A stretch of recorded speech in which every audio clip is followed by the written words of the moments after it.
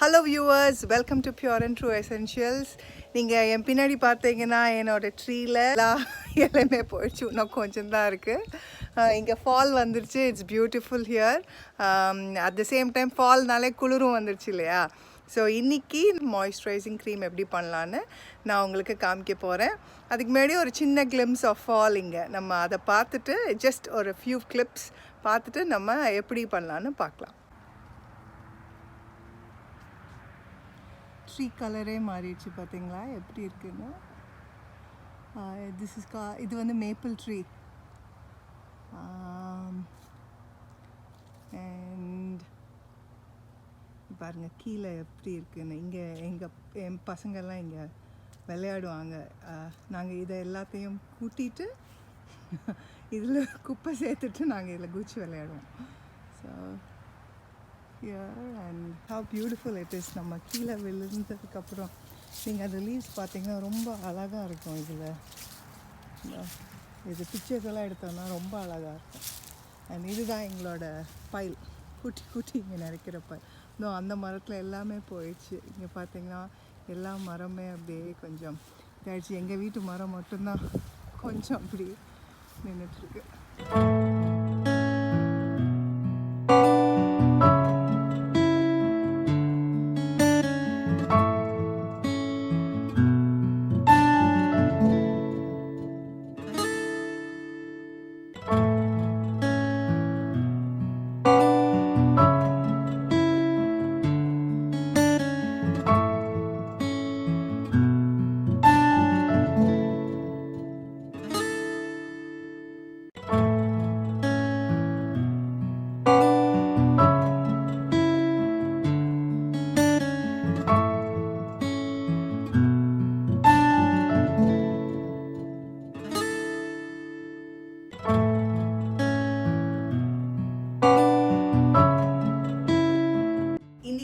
Homemade moisturiser எப்படி பண்ணுறோன்னு பார்க்க போகிறோம். ஸோ ஒரே மாய்ஸ்சரைசர் ஆனால் அதை 2 விதமாக எப்படி பண்ணலான்னு பார்க்கலாம். இதில் 3 இன்க்ரீடியன்ட்ஸ் தான். மேங்கோ பட்டர், அப்புறம் ஒரு கெரியர் ஆயில் கைண்டாக ஸ்வீட் ஆல்மண்ட் ஆயில் யூஸ் பண்ணலாம், இல்லைன்னா ஆலிவ் ஆயில் யூஸ் பண்ணலாம். ஸோ தட் டிபெண்ட்ஸ், உங்களோட ப்ரிஃபரன்ஸ் தான். நான் இங்கே வந்து ஸ்வீட் ஆல்மண்ட் ஆயில் யூஸ் பண்ண போகிறேன். அண்ட் பீஸ்வேக்ஸ். ஸோ இதுதான் நம்ம மெயின் இன்க்ரீடியண்ட். இது கூட நீங்கள் எசென்ஷியல் ஆயில் வேணுன்னா யூஸ் பண்ணிக்கலாம். அதுக்கப்புறம் வாட்டர் பேஸ் பண்ணி இதை நம்ம எப்படி பண்ணலாம், டைல்யூட் பண்ணலான்னு பார்க்கலாம். இங்கே 5 ounce மேங்கோ பட்டர் மெஷர் பண்ணி வச்சுருக்கேன். அப்புறம் 2 ounce பீஸ்வேக்ஸ் தேன் மிளகு மெஷர் பண்ணி வச்சுருக்கேன். 5 ounce ஆல்மண்ட் ஆயில் மெஷர் பண்ணி எடுத்து வச்சுருக்கேன். பீஸ்வேக்ஸ் ரொம்ப சாலிடாக இருந்ததுனால நான் அதை சின்னதாக வெட்ட ட்ரை பண்ணுறேன். ஸோ இங்கே சாப்னு இருக்குது. இப்போ கேஸ் ஸ்டவ்வில் வெரி லோவஸ்ட் செட்டிங்ஸில் என்னோடய பீஸ்வேக்ஸும் மேங்கோ பட்டரையும் மெல்ட் பண்ணிகிட்ருக்கேன். ஸோ இந்த டைமில் நீங்கள் எங்கேயுமே போகக்கூடாது, பக்கத்துலேயே இருந்து பார்க்கணும். இல்லைன்னா அது வந்து பர்ன் ஆயிரும், அப்புறம் உங்களுக்கு ஸ்மெல்லும் நல்லா இருக்காது. ஸோ நான் பக்கத்துலேயே இருந்து பண்ணுறதுனால நான் கேஸ் ஸ்டவ்வில் டைரெக்டாக வச்சுருக்கேன். பட் சில பேர் they won't prefer this method. அப்போ நீங்கள் பாட் இன் பாட் மெத்தடுன்னு சொல்லுவாங்க, அந்த மாதிரியும் வச்சு நீங்கள் உங்கள் ஆயில்ஸையும் பட்டரையும் மெல்ட் பண்ணிக்கலாம்.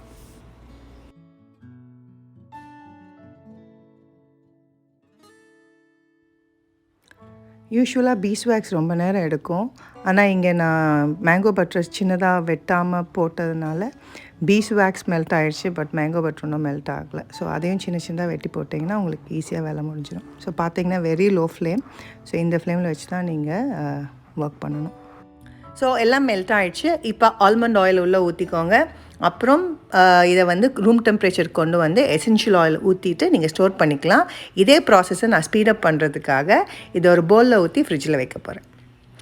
இதுக்கப்புறம் நம்ம இதே க்ரீமை எப்படி வாட்டர் பேஸ் பண்ணி பண்ணலான்னு நம்ம பார்க்கலாம்.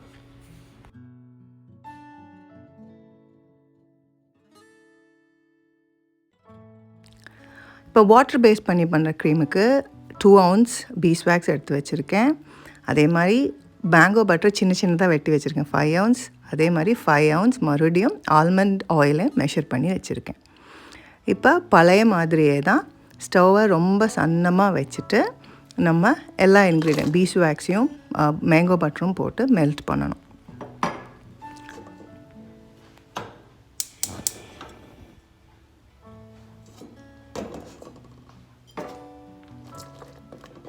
ஸோ பக்கத்துலேயே இருந்து நீங்கள் அதை கிளறணும், எங்கேயும் போயிடாதீங்க. ஏன்னா இது சீக்கிரமாக மெல்ட் ஆயிரும். அதுவும் நம்ம சின்ன சின்னதாக பீஸ் போட்டிருக்கோம், அதனால் சீக்கிரமாக மெல்ட் ஆயிரும் இந்த தடவை.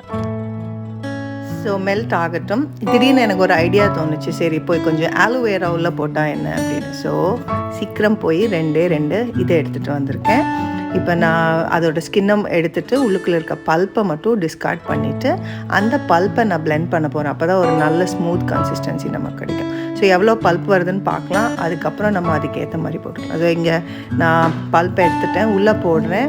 ஆல்மோஸ்ட் 1/2 கப் பக்கம் வருது. ஸோ அந்த 1/2 கப்பை லெவல் பண்ணுறதுக்காக நான் கொஞ்சம் ரோஸ் வாட்டர் ஏதாவது ஊற்ற போகிறேன். ஸோ எங்கிட்ட 2 இருக்குது. ஸோ 2ல் கொஞ்சம் எது 1/2 ஊற்றலான்னு யோசிச்சுட்ருக்கேன். ஸோ இப்போ இங்கே ரோஸ் வாட்டர் ஊற்றுறேன், அப்புறம் கொஞ்சம் சாண்டல்வுடும் ஊற்றலான்னு இருக்கேன்.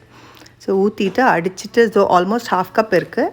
ஸோ இதை நம்ம நல்லா ஸ்மூத் ஆக்கிடலாம். அப்போ தான் நமக்கு க்ரீமில் வந்து ஒரு டிஃப்ரென்ஸ் இல்லாமல் க்ரீம் கூட அந்த ஆலோவேராவும் நல்லா பிளெண்டாக இருக்கும்.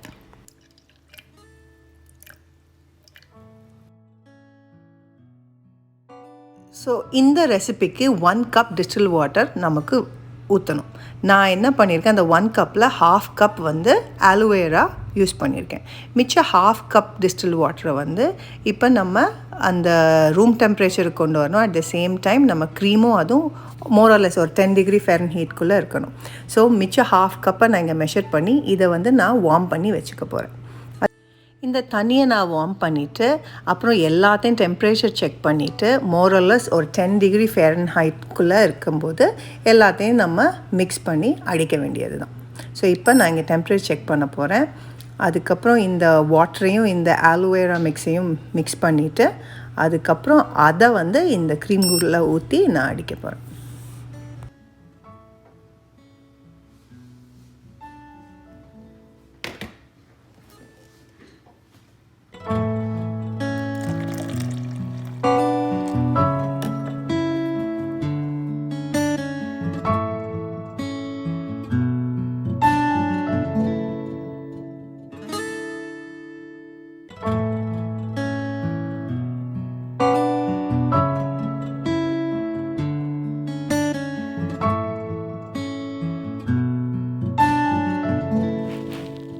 ஸோ நீங்கள் டெம்பரேச்சர் பார்த்தீங்கன்னா இப்போ 100 டிகிரி ஃபேரன்ஹீட்குள்ளே இருக்குது.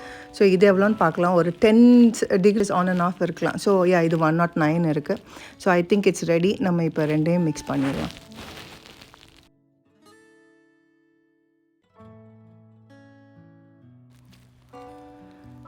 ஸோ நீங்கள் ஹேண்ட் பிளெண்டர் வச்சு மிக்ஸ் பண்ணிங்கன்னா தான் உங்களுக்கு நல்லா பிளெண்ட் ஆகும். ஸோ அதனால் ஹேண்ட் பிளெண்டர் ரெடி பண்ணிவிட்டேன். இங்கே ரோஸ் வாட்டர் ஊற்றுனதுனால பயங்கர ஸ்மெல்லாக இருக்குது. எந்த வாசனையும் போடாமையே பயங்கர ஸ்மெல்லாக இருக்குது.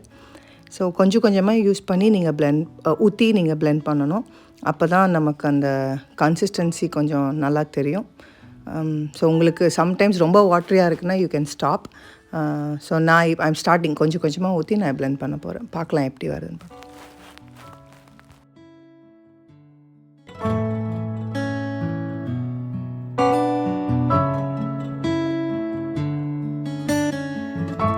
நான் தண்ணின்னு சொன்னது டிஸ்டில்டு வாட்டர் தான் யூஸ் பண்ணணும். அப்போ தான் உங்களுக்கு ஜெர்ம்ஸ் எதுவும் ஃபார்ம் ஆகாமல் இருக்கும்.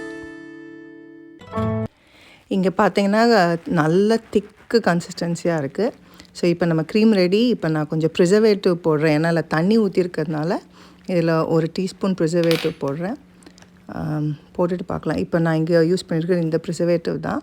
ஸோ இங்கே நான் கொஞ்சம் எசென்ஷியல் ஆயில் ஊற்றுறேன். இது ஆப்ஷனல், உங்களுக்கு வேணுன்னா ஊற்றிக்கலாம், இல்லைன்னா வேண்டாம். இதுக்கு ஆக்சுவலி தேவையில்லைன்னு தான் நான் சொல்லுவேன். ஏன்னா இல்லை rose water and sandalwood hydrosol இதெல்லாம் இருக்கிறதுனால ரொம்ப ஸ்மெல்லியாக இருந்தது. So if you are using that இது வந்து தேவையே இல்லை. பட் எனக்கு இந்த ஸ்மெல் ரொம்ப பிடிக்குங்கிறதுனால கொஞ்சம் ஊற்றுறேன்.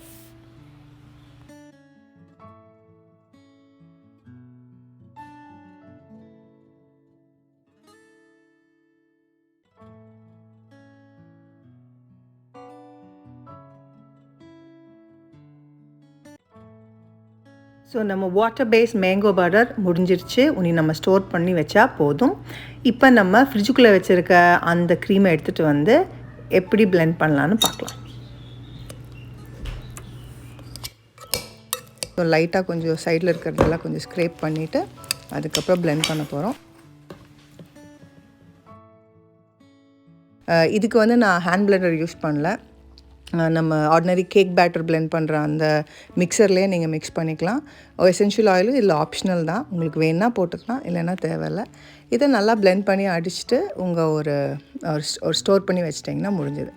ஸோ இந்த டெக்ஸ்சர் வந்து ரொம்ப ரொம்ப நல்லா இருந்தது. இந்த 5 ounce இந்த மெஷர்மெண்ட்டில் பண்ணும்போது அந்த க்ரீம் கன்சிஸ்டன்சி வந்து ரொம்ப சில்கியாக இருந்தது. ஸோ இந்த டைம் தான் நான் இவ்வளோ 5 ounces பண்ணுறேன். இல்லை யூஸ்வலாக பெரிய பேட்ச் பண்ணுவேன், இல்லை சின்ன பேட்ச் பண்ணுவேன். ஸோ இந்த பேட்ச் வந்து இந்த கன்சிஸ்டன்சி பக்காவாக வந்துருந்தது. ஸோ ட்ரை பண்ணி பாருங்கள். அண்ட் ஏதாவது டவுட்ஸ் இருந்துச்சுன்னா கமெண்ட் செக்ஷனில் போடுங்க.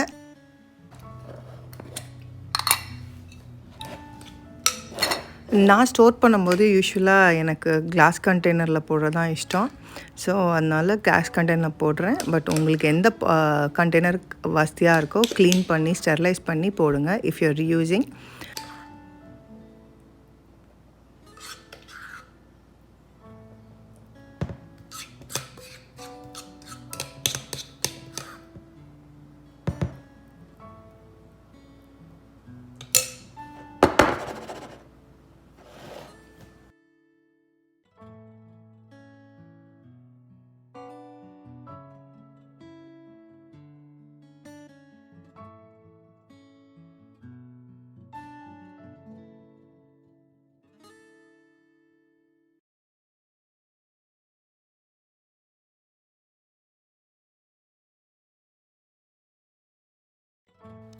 அப்புறம் இன்னொரு சின்ன இது சொல்ல நான் மறந்துட்டேன்.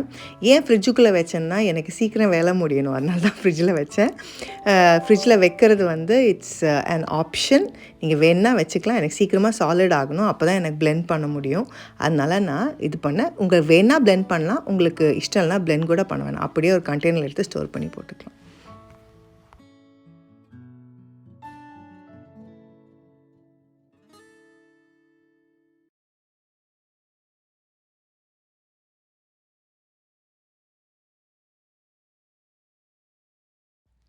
இந்த வீடியோ உங்களுக்கு பிடிச்சிருந்துச்சுன்னா லைக் பண்ணுங்கள், ஷேர் பண்ணுங்கள், சப்ஸ்கிரைப் பண்ணுங்கள்.